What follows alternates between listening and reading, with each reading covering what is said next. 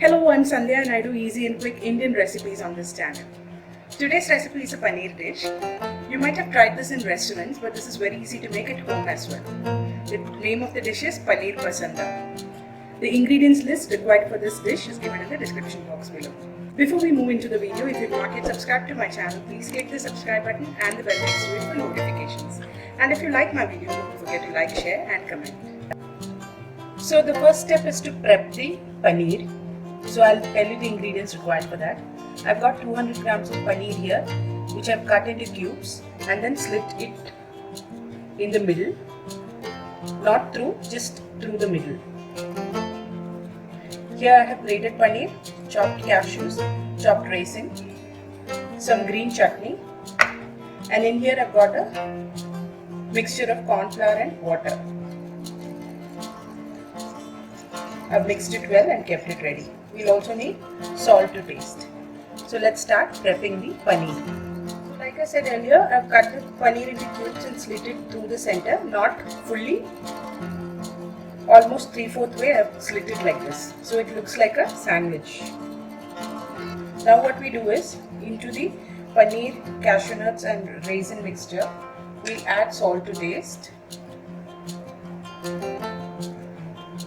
Green chutney has a little bit of salt, so be careful while adding the salt.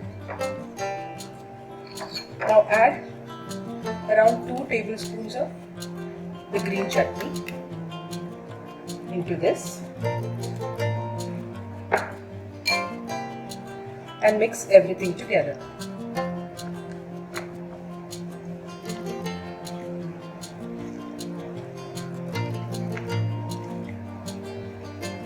This mixture is ready.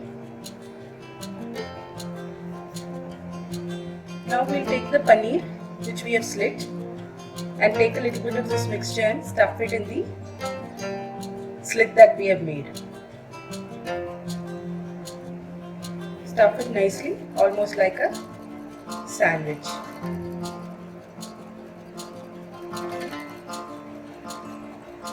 We'll do the same with all of them. So I've got all the paneer sandwiches ready here and I have the slurry, the corn flour slurry here. Now what we'll do is we'll take these paneer, dip it in the corn flour slurry and then we'll deep fry it in some oil. So I've already kept a kadai on fire with oil heating in it. So let's start the process. So we'll take the paneer pieces, dip it in corn flour and then drop it into the oil.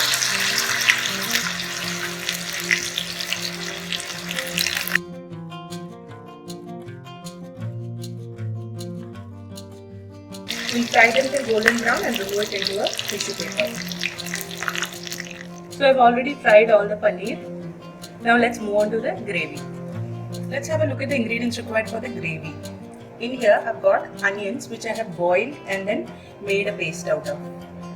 I've got some tomato puree, red chili powder, turmeric powder, coriander leaves, finely sliced green chilies, cardamom powder, ginger garlic paste, some cream, and in here I've got some whole spices like bay leaf, green cardamom, cinnamon and cloves. So let's start making the gravy. In a kadai I've taken the oil which was left over after frying the paneer. Into that we add the whole spices. I've kept it in medium flame. Now we'll let the spices give out their aroma. Once they are fried for a minute, we'll add in the onion paste.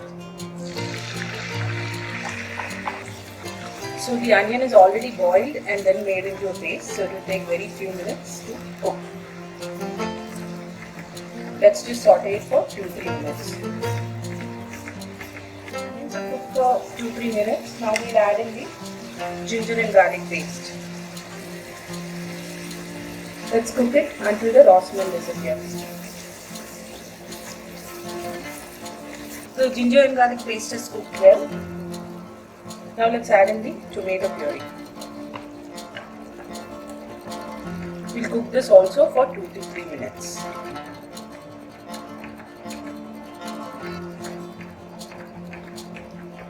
tomato is cooked for 2 to 3 minutes. Now we'll add in the masalas, that's coriander powder, red chili powder and turmeric.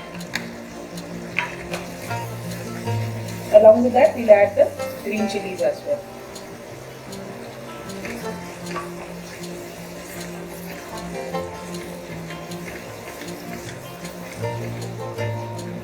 Now let this cook for 2 to 3 minutes again. So I poured half a cup of water into this gravy.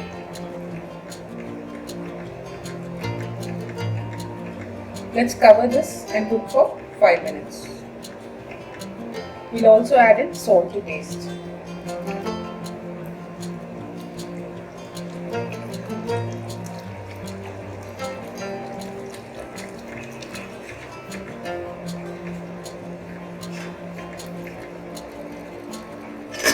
Let this cover and cook for 4 to 5 minutes. So I've cooked the gravy for 4 to 5 minutes. It's ready. Now let's add the cream into this.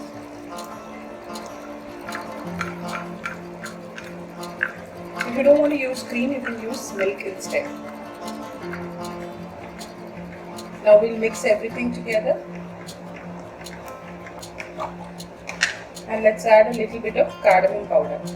About a pinch of cardamom powder.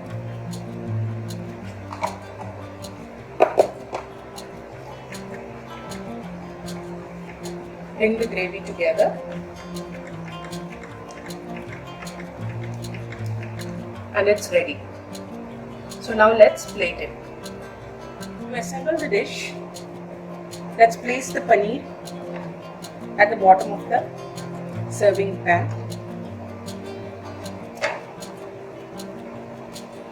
And then pour the gravy on top.